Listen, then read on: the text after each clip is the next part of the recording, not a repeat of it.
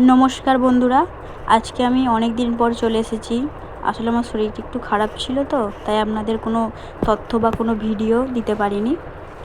যাই হোক, আজকে আমি কথা বলবো কোনো মাছের যদি অসুস্থ হয় বা রোগ হয় তখন কি করণীয়। প্রথমত মাছটিকে জল থেকে সঙ্গে সঙ্গেই আলাদা করে দেবেন। আলাদা করে দিয়ে অন্য একটা পাত্রে রাখবেন। সেই পাত্রে এই ওষুধটা দেবেন, অ্যান্টি ইচ রেডেল। এই ওষুধটা দেবেন, বেশি দেবেন না, 1 ফোঁটা কি 2 ফোঁটা দেবেন। বড় জায়গায় রাখলে একটু বেশি দেবেন, বড় জায়গায় রাখলে 2-3 ফোঁটা দেবেন। আর আমার মতো এরকম ছোট মগের মধ্যে রাখলে 1 ফোঁটা দেবেন।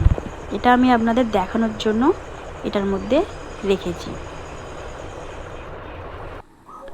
7 দিন পর দেখুন মাছটা কত সুন্দর খেলা করছে। এইভাবেই যত্ন করবেন, আপনাদের অসুস্থ মাছও সুস্থ হতে সম্ভব হবে। নমস্কার, ভিডিওটা ভালো লাগলে চ্যানেলটা সাবস্ক্রাইব করে ভিডিওটা লাইক করে শেয়ার করে দেবেন।